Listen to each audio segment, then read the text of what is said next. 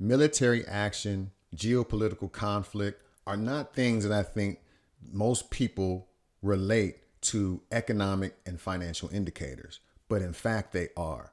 And in this video, we're going to be unpacking some recent geopolitical and military action that I think could be signals on how we can position our portfolio to win. Big time investors, all the pros on Wall Street, big hedge funds, big investment firms, they all look at these type of geopolitical and military actions as signals about what to buy, what to sell, and how to position themselves financially so they win as a firm and so their clients win. And so the goal of this video is to unpack some of that stuff so that you can start to think like the big Wall Street titans and grow your portfolio and build wealth. Specifically, we're going to be unpacking three big buckets of geopolitical military events. Number one is Trump's executive order to rebrand the Department of Defense to the Department of War. Number two, the Trump administration's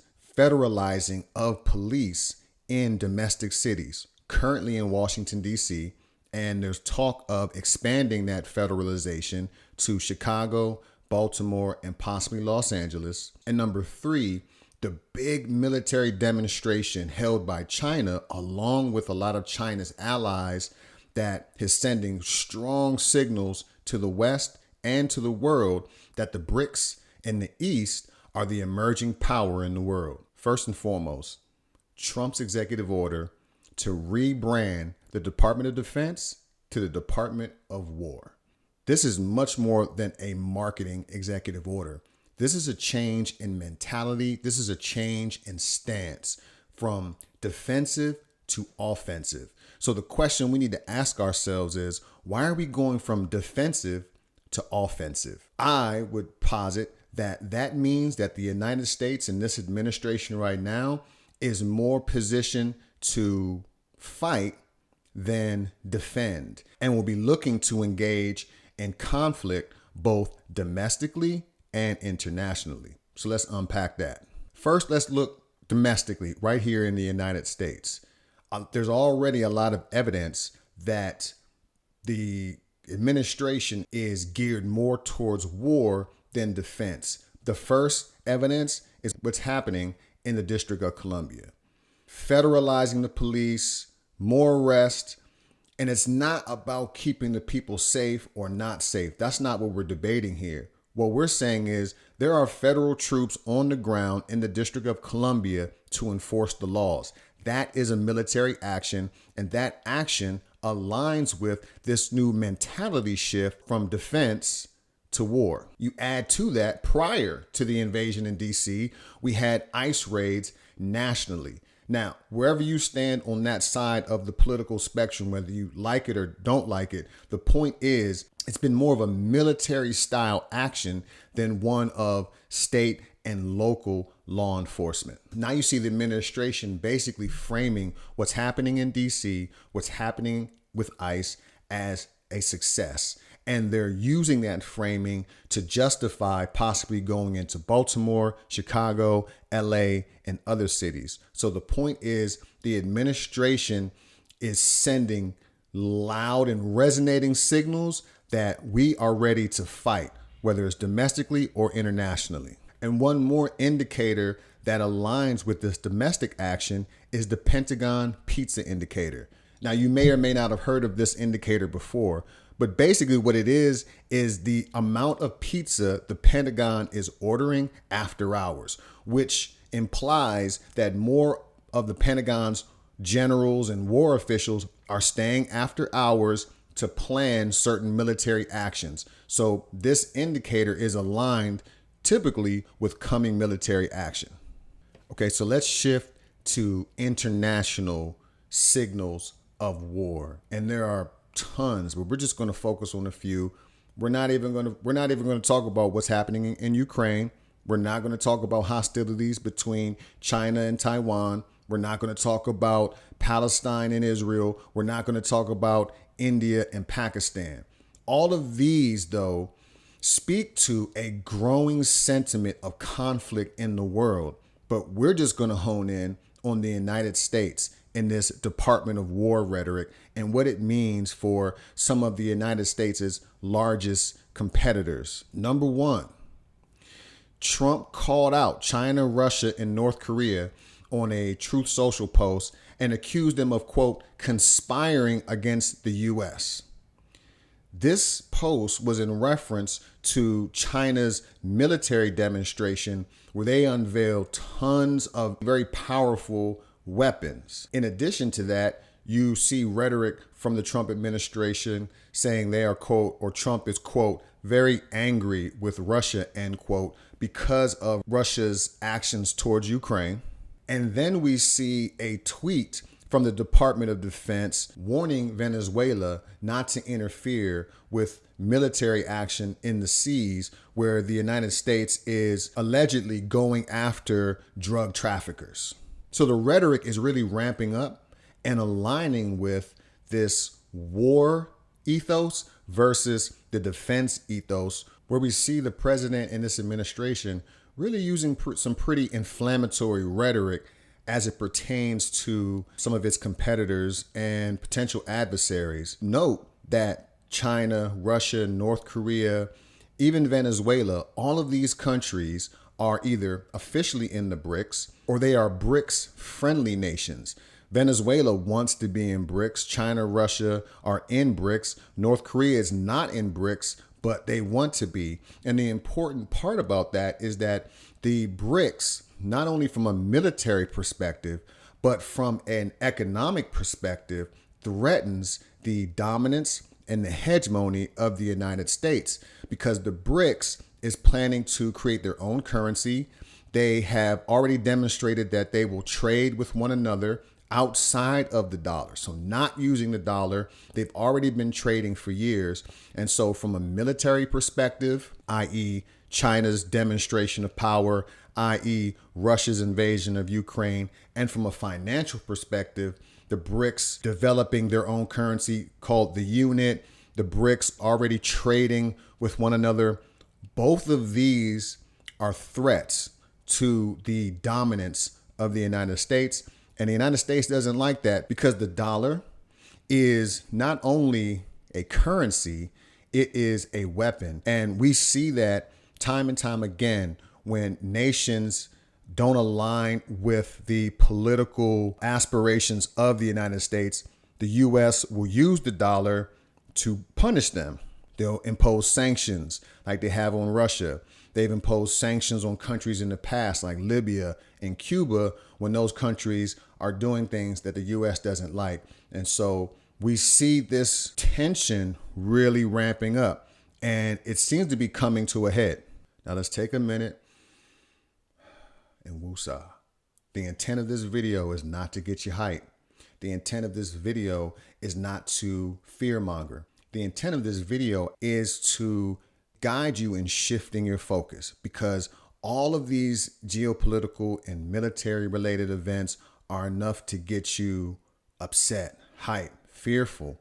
But what we want to do is stay calm and focused and think about how we can leverage what's going on to increase our bottom line, to grow our wealth so we can do more for our family and our community and our world. So how does military action create investment opportunities?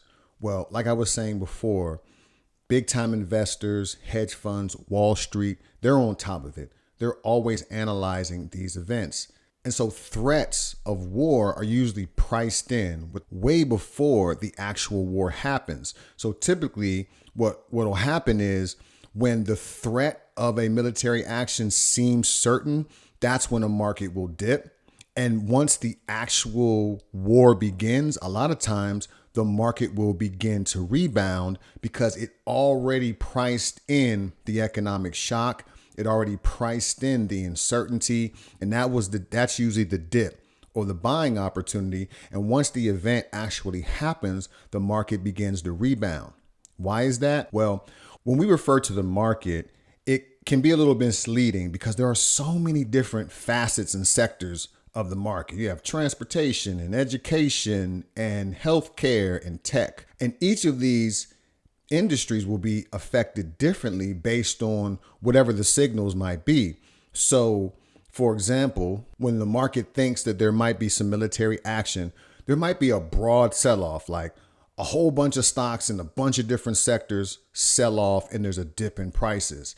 And that's just people readjusting, repositioning, taking money out of one place so they can put it in another. And that typically causes a dip because, hey, if I see a whole bunch of people over here selling, then I'm going to sell too because I think something's going on and everyone's selling and the market goes down. And then there's a repositioning and then you'll see certain sectors improve. So for war, you might see commodities like steel increase once everything finds its equilibrium because you need more steel to make bullets or military devices. So you see these fluctuations in the market, but the point is there's typically a moment where things dip, and that's when there's blood in the streets, as Warren Buffett would say, and that's the opportunity to reposition your own portfolio and get in where you fit in. To avoid this being complete conjecture, I want to give you some examples based on surprise attacks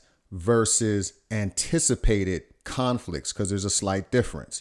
And we're going to use present and stuff from a little while ago so we kind of weed out any recency bias. First surprise event, Pearl Harbor in 1941. That was the attack that wrangled the United States into World War II.